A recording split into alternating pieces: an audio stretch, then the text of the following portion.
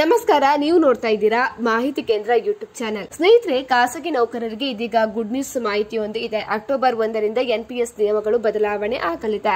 ಪಿಂಚಣಿ ನಿಧಿ ನಿಯಂತ್ರಣ ಮತ್ತು ಅಭಿವೃದ್ಧಿ ಪ್ರಾಧಿಕಾರ ಇದೀಗ ರಾಷ್ಟ್ರೀಯ ಪಿಂಚಣಿ ವ್ಯವಸ್ಥೆ NPS ಅಲ್ಲಿ ಮಹತ್ವದ ಬದಲಾವಣೆ ಮಾಡಿದ್ದು, ಈ ನಿಯಮ ಅಕ್ಟೋಬರ್ 1ರಿಂದ ಜಾರಿಗೆ ಬರಲಿದೆ. ಹಾಗಿದ್ರೆ ಏನು ಈ ನಿಯಮ ಅಂತ ತಿಳಿಯಲು ವಿಡಿಯೋವನ್ನ ಪೂರ್ತಿಯಾಗಿ ನೋಡಿ. ಖಾಸಗಿ ವರ್ಕರ್ಸ್ ಏನಿದಾರೋ ಇವರಿಗೆ ಒಬ್ಬ ಚಂದಾದಾರರು ಒಂದು ಪಾನ್ ಸಂಖ್ಯೆಗೆ ಕೇವಲ ಒಂದು ಯೋಜನೆಯಲ್ಲಿ ಹೂಡಿಕೆ ಮಾಡಲು ಅವಕಾಶ ಇತ್ತು.